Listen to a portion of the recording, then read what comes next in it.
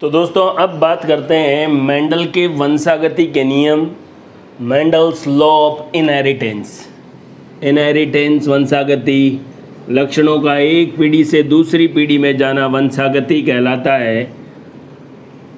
और मेंडल भाई साहब ने जो नियम दिए वो 3 नियम दिए इनहेरिटेंस या वंशागति के।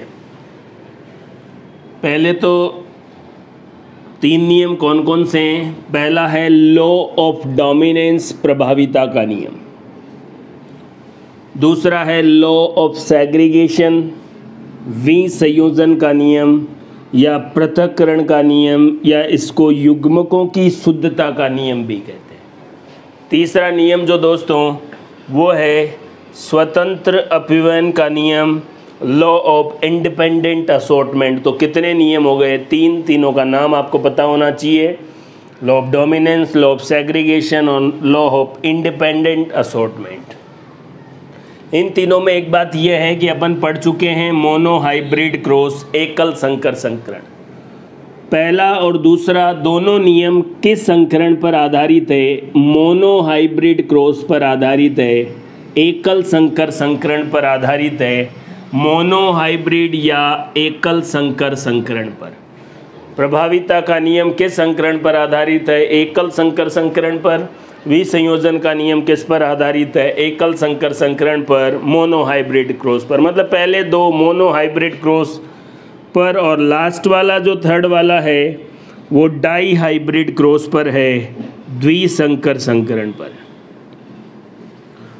तो 3 नियम में से फर्स्ट और सेकंड मोनो हाइब्रिड क्रॉस पर और थर्ड वाला डाई हाइब्रिड क्रॉस पर। ये तीनों नियम मेंडल ने दिए। आइए एक एक नियम के बारे में जानते हैं। पहला बात करते हैं लॉ ऑफ डोमिनेंस, प्रभाविता का नियम। इस नियम के बारे में आपको पहली बात क्या लिखनी है? लॉ ऑफ डोमिनेंस का पूरा जो निष्कर्ष है वो F1 पीढ़ी पर आधारित है। तो ये नियम F1 पीढ़ी को ध्यान में रख के जो निष्कर्ष निकाला गया उसी को एक नियम बोला गया, उसको क्या बोलेंगे? Law of dominance. F1 पीढ़ी किसको कहते थे दोस्तों? आपको पता होनी चाहिए। 2 जनकों के आपस में क्रॉस करवाने से प्राप्त पीढ़ी क्या कहलाएगी? F1 पीढ़ी। F1 पीढ़ी के आधार पर क्या निष्कर्ष निकाले वो देखते हैं। Character are controlled by discrete unit. लक्षण का नियंत्रण एक नियंत्रक इकाई द्वारा होता है। मेंडल ने उसको कारक कहा, फैक्टर कहा, बाद में जॉनसन ने इसको क्या कहा? जीन कहा। और ये मैं आपको बता चुका हूँ, किसी लक्षण को निर्धारित करने का काम कौन करती है? जीन। इस जीन के डिफरेंट वेरिएंट होते हैं और different variant of a single gene उसको क्या कहेंगे? एलील या युग्म विकल्पी। ये देखिए, और ये एलील जनरली पैर में या जोड़े में होते हैं। और अगर ये जोड़ा कौन सी अवस्था में हो? हेट्रोजाइगस कंडीशन में। जैसे देखो, ये याद करो ये कौन सी पीढ़ी में होता था? F1 पीढ़ी में। तो इस कंडीशन में जो लक्षण अपना प्रभाव दिखाएगा, जो युग्म विकल्पी, जो एलील अपना प्रभाव दिखाएगा वो प्रभावी, और जो नहीं दिखाएगा वो क्या है? अप्रभावी। तो विषम युग्म की हेट्रोजाइगस कंडीशन में लंबे वाले ने अपना प्रभाव दिखाया है, तो लंबा क्या है? डोमिनेंट, और ड्वार्फ क्या है? रिसेसिव या अप्रभावी। लॉ ऑफ डोमिनेंस क्या है दोस्तों? अगर आप इन बातों को देखें तो ये तो अपन सारी पढ़ चुके हैं। एग्जाम में क्वेश्चन आया प्रभाविता का नियम, अपन सोचते हैं कि यार ये तो अपन को आता ही नहीं है। बाकी सिंगल बच्चे को सब पता होता है कि देखो F1 पीढ़ी क्या होती है, वो पता होता है। लक्षण का निर्धारण कौन करता है? जीन, ये पता होता है। और एलील क्या होते हैं, ये पता होता है। और विषम युग्म की अवस्था में लक्षणों का पता लगाया जा सकता है, कौन प्रभावी है, कौन अप्रभावी। और याद रखें ये अवस्था किस में आती थी? F1 पीढ़ी में। तो सारी बातें सिंगल ही आपको पता होती है, लेकिन जब आपको प्रभाविता का नियम बोला जाए तो बच्चा उसको लिख ही नहीं पाता। तो देखो, क्वेश्चन राइटिंग में आपको चीज़ों को जो आपको पता है उनको प्रॉपर ऑर्डर में करना आना चाहिए। नीट या MCQs टाइप के क्वेश्चन में इनकी ज़रूरत नहीं है, लेकिन बोर्ड एग्ज़ाम के लिए आपको जो चीज़ें आपको पता है, देखो उन्हीं को एक फिक्स पैटर्न में बोल रहा है प्रभावीता का नियम। इसको तो आप यूँ भी कह सकते हैं कि ये नियम F1 पीढ़ी पर आधारित है, एकल संकर संकरण पर आधारित है। F1 पीढ़ी में सभी पादप विषम युग्म की लंबे हेटेरोजाइगस टोल या डोमिनेंट कह सकते हैं। तो F1 पीढ़ी में जिस भी युग्म विकल्पी ने अपना लक्षण दिखाया वो प्रभावी है, और जिसने नहीं दिखाया वो अप्रभावी है। तो जब सभी लंबे हैं तो लंबा प्रभावी और ये अप्रभावी। मतलब प्रभाविता के नियम से कौन सा युग्म विकल्पी, कौन सा एलील डोमिनेंट है और कौन सा रिसेसिव है, इस बात का पता लगाया जा सकता है। कुल मिला के यही प्रभाविता का नियम है। ये मोनोहाइब्रिड क्रॉस पर आधारित है, उसको भी मैं आपको अभी बता देता हूँ। एक बार फिर कह रहा हूँ, लॉ ऑफ डोमिनेंस क्या है आप इस तरीके से लिख सकते हैं रिटर्न में। एकल संकर संकरण पर आधारित एकल संकर संकरण की F1 पीढ़ी में जो निष्कर्ष निकाले गए उन्हीं को क्या कहा गया, प्रभाविता का नियम। अगर कोई कंडीशन या कोई पादप विषम युग्म की अवस्था में है, जैसे F1 पीढ़ी में सभी पादप विषम युग्म की अवस्था में आते हैं, तो जो अपना प्रभाव दिखाता है वो प्रभावी, जो नहीं दिखाता वो अप्रभावी। बाकी बातें वही है। लक्षण का नियंत्रण जीन करती है। इस जीन के विभिन्न रूप क्या कहलाते हैं, एलील या युग्म विकल्पी। और ये युग्म विकल्पी अगर विषम युग्म की अवस्था में हैं तो जो अपना प्रभाव दिखाए वो प्रभावी, और जो नहीं दिखाए वो क्या कहलाएगा, अप्रभावी। Different variant of single gene, एक ही जीन के विभिन्न रूप क्या कहलाते हैं, एलील या युग्म विकल्पी। प्रभाविता का नियम मेंडल का पहला नियम, ये नियम मैंने आपको बोला है अभी भी, मोनोहाइब्रिड क्रॉस पर आधारित है। F1 पीढ़ी के जो निष्कर्ष निकले उनके द्वारा प्रभावी और अप्रभावी का पता लगाते हैं, और डोमिनेंट और रिसेसिव कौन है इसका पता लगाते हैं, इसलिए इसे मेंडल का प्रभाविता का निष्कर्ष भी कहते हैं। इन लाइनों का कोई खास मतलब नहीं है, लेकिन फिर भी आपको एग्ज़ाम में लिखना है, इसलिए मैंने ये बातें लिखी है। वरना तो सिंपल बात दोस्तों मैं आपको बताता हूँ, प्रभाविता का नियम क्या है। सिंपल आप लिख सकते हैं, इस नियम द्वारा कौन सा युग्म विकल्पी प्रभावी है, कौन सा अप्रभावी है, इसका पता लगाया जा सकता है। ये लाइन लिखने के बाद सीधा आप ये चार्ट बना दें। देखो प्रभावी कौन है और अप्रभावी कौन है। इस चार्ट को समझने के लिए मैं आपको यहाँ बता रहा हूँ। आपने होमोजाइगस टोल सम युग्म की प्रभावी या लंबा एक नर लिया, होमोजाइगस ड्वार्फ सम युग्म की बोना या प्रभावी एक मादा ली। F1 पीढ़ी में मैंने आपको मोनोहाइब्रिड क्रॉस में बताया था, सभी पादप ऐसे आते हैं विषम युग्म की टोल, विषम युग्म की टोल या लंबे या डोमिनेंट या विषम युग्म की प्रभावी कह सकते हैं। तो प्रभाविता का नियम समझने के लिए आपको F1 पीढ़ी देखनी पड़ेगी मोनोहाइब्रिड क्रॉस की। अब उसमें ये क्या बताना चाह रहा है, कौन प्रभावी है कौन अप्रभावी है। तो देखो पहला प्रभावी का कैरेक्टर का जो लक्षण है वो है, जो F1 पीढ़ी में अपना प्रभाव दिखाए वही प्रभावी। बताओ F1 पीढ़ी में अपना प्रभाव कौन दिखा रहा है, टोल, तो टोल प्रभावी। F1 पीढ़ी में देखो दोनों ही है। देखो मैंने आपको ऐसे भी लिखा है यहाँ पर, ये देखो कैपिटल टी तो लंबा होगा डेफिनेट, स्मॉल टी बोना होगा डेफिनेट। लेकिन जब कैपिटल भी आए, ड्वार्फ या स्मॉल भी आए, फिर लक्षण कौन सा आएगा वो है, जब दोनों विपरीत है तभी लक्षण का पता लगेगा, या तभी पता लगेगा कौन अपना प्रभाव दिखा पा रहा है। इस कंडीशन में इसने अपना प्रभाव दिखाया है, तो ये कंडीशन कौन सी है, विषम युग्म की हेटेरोजाइगस। तो हेटेरोजाइगस कंडीशन में जो अपना इफेक्ट शो करें, देखो मैंने लिखा है हेटेरोजाइगस कंडीशन में भी, मतलब होमोजाइगस में तो करेगा ही करेगा। देखो होमोजाइगस में तो ये भी करेगा और ये भी करेगा, लेकिन प्रभावी किसको कहेंगे, जो हेटेरोजाइगस कंडीशन में भी अपना प्रभाव दिखाए। समान परिस्थितियों में तो सब बिहेव करेंगे ही करेंगे, विपरीत परिस्थितियों में जो अपना प्रभाव दिखाएं, अपना इफेक्ट दिखाएं, वो है प्रभावी। तो देखो सम युग्म की होमोजाइगस में तो दोनों ही दिखा रहे हैं।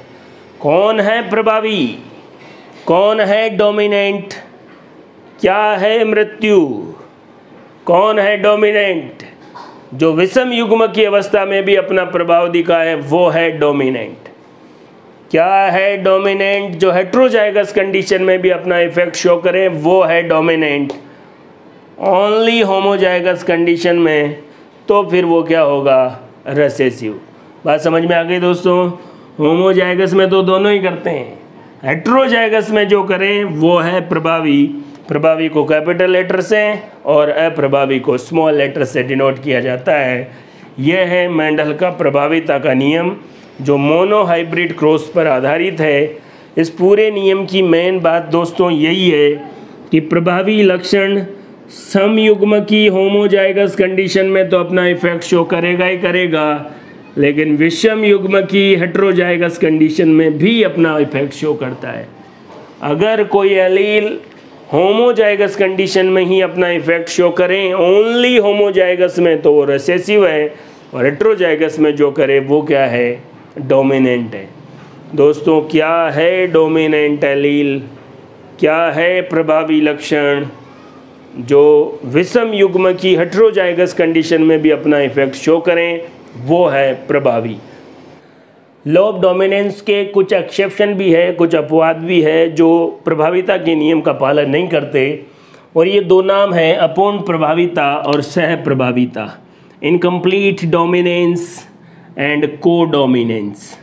सह प्रभाविता और अपूर्ण प्रभाविता ये अपवाद है किसके, एक्सेप्शन है किसके, लॉ ऑफ डोमिनेंस प्रभाविता के नियम के।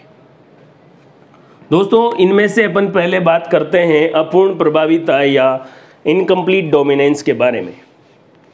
क्या है, नाम से ही पता लग रहा है, इनकम्प्लीट डोमिनेंस। प्रभावी युग्म विकल्पी जो F1PD में अपना इफेक्ट शो करता था, अगर वो पूरी तरह नहीं कर पाए, कंप्लीटली रूप से अपना इफेक्ट शो नहीं कर पाए या दर्शा नहीं पाए, तो इसे ही क्या कहेंगे, इनकम्प्लीट डोमिनेंस या अपूर्ण प्रभाविता। देखिए दोस्तों डेफिनेशन, विषम युग्म की अवस्था में प्रभावी युग्म विकल्पी अपना प्रभाव पूर्ण रूप से नहीं दिखा पाता है। इस वजह से दोनों पेरेंट्स से भिन्न मध्य प्रकार की संतान बनती है। मध्य प्रकार की का मतलब है जैसे लाल रंग का पुष्प है, सफ़ेद रंग का पुष्प है, दोनों पादपों को क्रॉस करवाया, और अगर वास्तव में प्रभाविता या पूरी तरीके से डोमिनेंस होता तो कौन सा पुष्प होना था, लाल ही होना था, लेकिन अपूर्ण रूप से हुआ तो लाल और सफ़ेद पुष्प में क्रॉस करवाने से गुलाबी रंग का प्राप्त हो गया। When one allele of a gene not completely dominant, so F1 hybrids are intermediate। Intermediate समझ रहे हैं, दोनों का मिक्स इफेक्ट आएगा। तो अपूर्ण प्रभाविता इनकम्प्लीट डोमिनेंस में जो डोमिनेंट एलील है वो कंप्लीटली रूप से अपना इफेक्ट नहीं बता पाता है, इसलिए जो प्रोजेनी है F1 प्रोजेनी वो दोनों पेरेंट्स का इंटरमीडिएट होगी, मध्यवर्ती लक्षण वाला होगा। अपूर्ण प्रभाविता की खोज किस वैज्ञानिक ने की, कॉरेंस ने। कॉरेंस ने कौन से पादप में, एक पादप का नाम है मिराबिलिस जलाफा, इसे गुलहबास या 4 o'clock प्लांट, 4 बज गए पादप, 4 बज गए लेकिन पार्टी अभी बाकी है। इस गाने से आप याद रखें, जैसे 4 बज गए पार्टी अभी बाकी है, तो 4 o'clock plant, Mirabilis jalapa, incomplete dominance, dominant allele पूरी तरीके से अपना इफेक्ट शो नहीं कर पाएगा। ये देखिए कॉरेंस ने बताया कि मिराबिलिस जलाफा में अगर नर आपने लाल रंग के पुष्प वाला लिया, कैपिटल आर, मादा सफ़ेद रंग के पुष्पों वाली ली, तो F1PD में मेंडल के हिसाब से या लॉ ऑफ डोमिनेंस के हिसाब से तो क्या आना चाहिए, लाल ही आना चाहिए, लेकिन F1PD में सभी पादप कौन से रंग के फूलों वाले आए, गुलाबी, पिंक कलर के आए। तो मिराबिलिस जलाफा में कॉरेंस ने बताया कि इनकम्प्लीट डोमिनेंस हुआ है, लाल रंग का सफ़ेद रंग पर पूरी तरीके से प्रभावी नहीं हो पाया। एंटीराइनम मेजस, इसको स्नैप ड्रैगन, ये देखिए ड्रैगन, और ड्रैगन क्या है आजकल आपको पता है, कुत्ता ही है, इसलिए इसको डॉग फ्लावर भी कहते हैं, स्वान पुष्प भी। इस पादप में भी लाल और सफ़ेद रंग के पुष्पों को अगर आप F1PD में क्रॉस करवाएं तो पिंक कलर के पादप आएंगे। ये भी किसको शो करते हैं? इनकम्प्लीट डोमिनेंस को।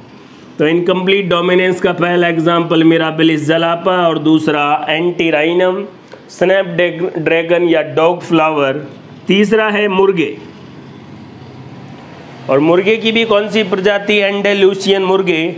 उनमें जो पंखों का रंग है, अगर हमने मुर्गा काले रंग के पंखों वाला और मुर्गी सफ़ेद रंग के पंखों वाली ली तो उनका क्रॉस करवाने पर जो नई प्रोजेनी F1PD में आई वो नीले रंग के पंखों वाली आई। तो इनमें भी कौन सी प्रभाविता? इनकम्प्लीट डोमिनेंस, अपूर्ण प्रभाविता। मटर के अंदर, पी के अंदर, पाइजम सैटाइवम के अंदर स्टार्च ग्रेन, स्टार्च के जो कण हैं वो भी किसको शो करते हैं? इनकम्प्लीट डोमिनेंस, अपूर्ण प्रभाविता को। तो दोस्तों ये मैंने आपको अपूर्ण प्रभाविता के बारे में बताया है। नाम से पता लग जाएगा डोमिनेंट इनकम्प्लीट रूप से, ताकि दोनों पेरेंट का मध्यवर्ती बीच वाला लक्षण, जैसे लाल और सफ़ेद उसके बीच वाला लक्षण आ गया गुलाबी, काला और सफ़ेद उसके बीच वाला लक्षण आ गया नीले रंग के पंख हो गए मुर्गों के। कौन सी प्रजाति? एंडेलुसियन जो मुर्गे हैं उनके अंदर। स्टार्च ग्रेन में क्या होगा कि बड़े बड़े जो कण हैं उस वाले पादप का छोटे छोटे कणों वाले पादप या स्टार्च कणों वाले पादप से क्रॉस करवाए तो F1 प्रोजेनी में जो या F1 संततियां हैं वो क्या होगी? इंटरमीडिएट या मध्यवर्ती, या इन दोनों के बीच के साइज़ क्या होगा? तो ये इनकम्प्लीट डोमिनेंस के बारे में बात की है। लॉ ऑफ डोमिनेंस, प्रभाविता का नियम, इसके दो अपवाद, अपूर्ण प्रभाविता, सह प्रभाविता। इनकम्प्लीट डोमिनेंस या अपूर्ण प्रभाविता, अगर प्रभावी अपना प्रभाव पूरा नहीं दिखा पाए, उदाहरण 4 बज गए या मिराबिलिस जलापा, गुल बांस या एंटीराइनम जिसको स्नैपड्रैगन या डॉग फ्लावर। आपको ये याद रखना, देखो ड्रैगन, चाइना डॉग, यही कुत्ते ही हैं और क्या है। एंडेलुसियन मुर्गों में जो है पंखों का रंग, और स्टार्च ग्रेन इन पी, ये 4 एग्जाम्पल किसके हैं? इनकम्प्लीट डोमिनेंस के। यदि प्रभावी युग्म विकल्पी या डोमिनेंट एलील अपना इफेक्ट पूरी तरह शो नहीं कर पाए, दर्शा नहीं पाए, तो इसे ही क्या कहेंगे? अपूर्ण प्रभाविता। इसका एग्जाम्पल अपने बात किया था 4 o'clock प्लांट मिराबिलिस जलापा। क्या है दोस्तों? नर के रूप में कैपिटल आर सम युग्म की लाल रंग का पादप लिया, मादा के रूप में सम युग्म की सफ़ेद रंग का पादप। अर्धसूत्री विभाजन हुआ और दोनों में युग्मक बने। युग्मक का निर्माण किस विभाजन द्वारा? Gamete formation. किस डिवीज़न द्वारा? मियोसिस डिवीज़न द्वारा, अर्धसूत्री विभाजन द्वारा होता है। युग्मकों का निर्माण अर्धसूत्री विभाजन द्वारा होता है, और ये देखिए युग्मकों का निर्माण हो गया। और इनसे फिर F1PD में जो प्राप्त संतानें हैं वो हमने देखी, सारी की सारी विषम युग्मक की थी, लेकिन इनका कलर क्या आया? गुलाबी। मतलब लाल रंग पूरी तरीके से अपना प्रभाव नहीं दिखा पाया, तो F1PD में सभी पादप क्या हो गए? गुलाबी। जबकि मेंडल के हिसाब से तो लाल आने चाहिए थे। तो कोरेंस ने मटर के बजाय जब मिराबिलिस जलापा पर प्रयोग किए तो ये लक्षण उनको दिखा। बाद में उसने गुलाबी वाले पादपों का विषम युग्म की जो गुलाबी है नर और मादा लेकर वही मियोसिस डिवीजन और युग्मकों का निर्माण हुआ और उससे F2PD तैयार की। F2PD में लक्षण प्रारूप और जीन प्रारूप देखा। लक्षण प्रारूप लाल, गुलाबी और सफ़ेद, देखिए ये लाल, ये दोनों गुलाबी और ये सफ़ेद, ये देखिए। और जीनोटाइप भी 1:2:1। तो अपूर्ण प्रभाविता में खास बात क्या है? इनका लक्षण प्रारूप और जीन प्रारूप दोनों समान, और कितना होता है? 1:2:1, 1:2:1। F2PD किससे प्राप्त होती है? जब F1PD से प्राप्त संतानों का आपस में क्रॉस करवाया जाता है। अगर कैपिटल आर आ जाए तो लाल, स्मॉल आर तो सफ़ेद, कैपिटल आर और स्मॉल आर आ जाए, ये विषम युग्म की है, लेकिन अपूर्ण प्रभाविता की वजह से इसका रंग कैसा हो गया? गुलाबी रंग। तो ये अपूर्ण प्रभाविता के बारे में आपको फ्लो चार्ट और उसके लक्षण प्रारूप और जीन प्रारूप भी अगर आपको दर्शाने हैं तो ये आपके सामने हैं। सीधा अगर आपको याद रखना है तो फिनोटाइप और जीनोटाइप, लक्षण प्रारूप और जीन प्रारूप दोनों समान होते हैं, 1:2:1। देखो दोस्तों, नाम से ही पता लग रहा है, सह का मतलब साथ साथ प्रभावी। अपूर्ण प्रभाविता में क्या होता है, दोनों का मिक्सचर आता है। जैसे लाल वाला और सफ़ेद वाला पुष्प, तो कैपिटल आर का भी इफेक्ट और कैपिटल आर अपना इफेक्ट पूरी तरह नहीं दिखा पा रहा, तो स्मॉल आर भी कुछ इफेक्ट दिखा रहा है और उसकी वजह से पिंक कलर के फ्लावर्स या पुष्प आए। यहाँ पर दोनों एलील अपना अपना प्रभाव दिखाएंगे और एक नया ही लक्षण बनेगा। विषम युग्मनजी अवस्था में, हेटेरोजाइगस कंडीशन में, दोनों एलील, दोनों युग्म विकल्पी अपना प्रभाव स्वतंत्र रूप से प्रकट करें तो इसको कहते हैं सह प्रभाविता। आओ मिलके कुछ नया बनाएं। उसमें इंटरमीडिएट कोई मध्यवर्ती बन रहा था, यहाँ पर दोनों अपना प्रभाव दिखाएंगे स्वतंत्र रूप से और इसी को 2 allele of a gene are equally express. Example हमारे ब्लड ग्रुप में AB ब्लड ग्रुप, इसके बारे में आपने सुना होगा। सिकल सेल एनीमिया, दात्र कोशिका रक्ताल्पता, इसमें जो वाहक होता है वो भी सह प्रभाविता का उदाहरण है, सबके बारे में अपन पढ़ेंगे। गायों में चितकबरा रंग, रॉन कॉट इन काउ, तो ये तीनों एग्जाम्पल है सह प्रभाविता के, जिसमें ज़्यादा आपको कौन सा याद रखना है, AB ब्लड ग्रुप। इसी को मैंने यहाँ पर फ्लो चार्ट बनाया। AB ब्लड ग्रुप, मान लो नर जो है AA या यूँ कह सकते हैं A ब्लड ग्रुप वाला है और मादा जो है B ब्लड ग्रुप वाली है। F1 संतानें बनी, सारी की सारी AB ब्लड ग्रुप वाली बन गई। ये देखिए, याद रखें, नर जो है A ब्लड ग्रुप वाला है लेकिन वो समयुग्मकी है, दोनों क्रोमोसोम पर AA है। मादा भी समयुग्मकी B ब्लड ग्रुप वाला, होमोजाइगस A ब्लड ग्रुप, ये भी होमोजाइगस B ब्लड ग्रुप। अगर ऐसा है तो सारी की सारी प्रोजेनी हेटेरोजाइगस और AB ब्लड ग्रुप वाली होगी। अब देखते हैं, ये देखिए, इसी F1 प्रोजेनी के AB ब्लड ग्रुप वाले को, एक को नर और एक को मादा लेके F2 प्रोजेनी बना दी और उसमें फिनोटाइप लक्षण प्रारूप A ब्लड ग्रुप वाला 1, AB ब्लड ग्रुप वाले 2 और B ब्लड ग्रुप वाला 1, और अगर जीन प्रारूप भी देखें तो भी अनुपात वही रहेगा। दोस्तों, अपूर्ण प्रभाविता और सह प्रभाविता दोनों में लक्षण प्रारूप और जीन प्रारूप सेम होता है, बस वहाँ पर अपूर्ण प्रभाविता की वजह से इंटरमीडिएट कैरेक्टर आता है। यहाँ पर दोनों युग्म विकल्पी अपना प्रभाव दिखा के कोई तीसरा ही लक्षण उत्पन्न करते हैं। जैसे A ब्लड ग्रुप और B ब्लड ग्रुप दोनों अलग अलग लक्षण हैं, लेकिन जब A और B दोनों वाले एलील, दोनों वाले युग्म विकल्पी साथ में आए तो एक नया ही लक्षण AB ब्लड ग्रुप सामने आया। तो सह प्रभाविता का example AB blood group, sickle cell anaemia में जो वाहक है वो, और गायों में चितकबरा रंग, ये तीनों जो लक्षण हैं वो कोडोमिनेंस के एग्जाम्पल है। दोस्तों, इसी सह प्रभाविता का कोडोमिनेंस का एग्जाम्पल है सिकल सेल एनीमिया, हिंदी में दात्र कोशिका रक्ताल्पता। ऑटोसोमल रिसेसिव डिजीज़ है। इसकी जो जीन है वो अलिंग गुणसूत्र, मतलब 46वां जोड़ी जो XY है उसके अलावा अलिंग गुणसूत्र कहते हैं सभी को। 44 या 22 जोड़ी ह्यूमन में अलिंग गुणसूत्र होते हैं। इसकी जीन ऑटोसोम पर होती है, इसलिए अलिंग गुणसूत्र अप्रभावी रोग है। और ये एक अप्रभावी एलील है, युग्म विकल्पी है, ABS, HB और ऊपर सिकल सेल से S, इसके कारण होता है। सपोज करें जो ऑटोसोमल या समजात गुणसूत्र है, अगर उस पर नॉर्मल जीन है जिसको अपन HbA कह रहे हैं, तो आपका हीमोग्लोबिन सही होगा, RBC भी सही।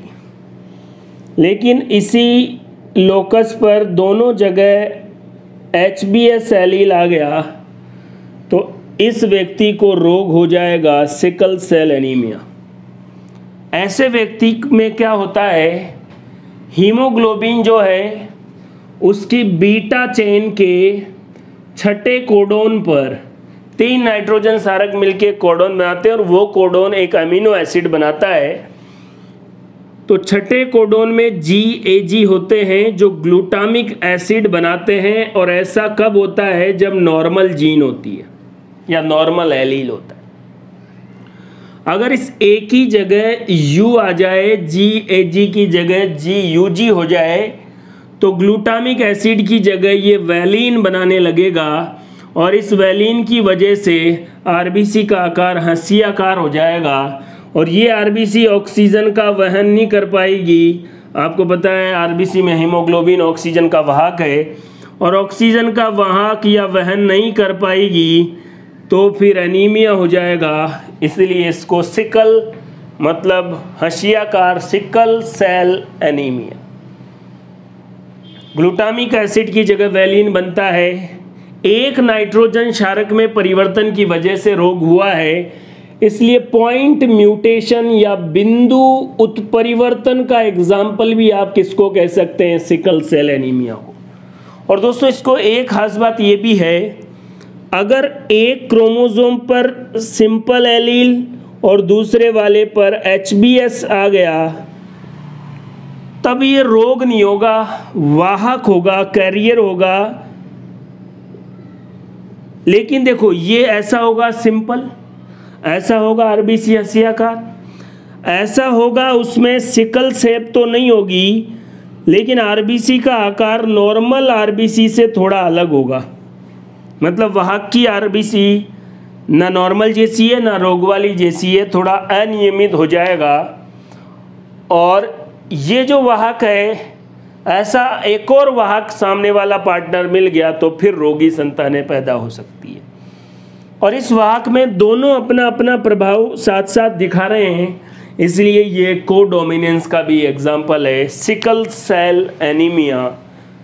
और दोस्तों दोनों साथ साथ अपना इफेक्ट दिखा रहे हैं, कोडोमिनेंस हो गया। इस वाहक के बारे में खास बात यह है कि अगर कोई व्यक्ति सिकल सेल एनीमिया का वाहक है तो उसके एक गुणसूत्र पर तो सिंपल साधारण या नॉर्मल जीन, और दूसरे वाले पर सिकल सेल एनीमिया वाला जीन या एलील आ गया। एक ही जीन के 2 प्रकार है तो हीमोग्लोबिन के लिए ही, लेकिन एक नॉर्मल और एक हीमोग्लोबिन सिकल सेल एनीमिया वाला। तो ऐसे लोगों की RBC में एक खास बात हो जाती है, मलेरिया रोग का जो परजीवी है प्लाज्मोडियम, वो इनकी RBC पर उतना प्रभाव नहीं दिखा पाता। मलेरिया रोग के लिए प्रतिरोधकता उत्पन्न हो जाती है। सपोज दैट मान लो ऐसी कोई जगह है जहाँ पर मलेरिया बहुत ज़्यादा है, मलेरिया की वजह से बहुत लोग मर रहे हैं, तो उस जगह पर ये जो वाहक लोग हैं वो आराम से सस्टेन कर पाएंगे, जिंदा रह पाएंगे।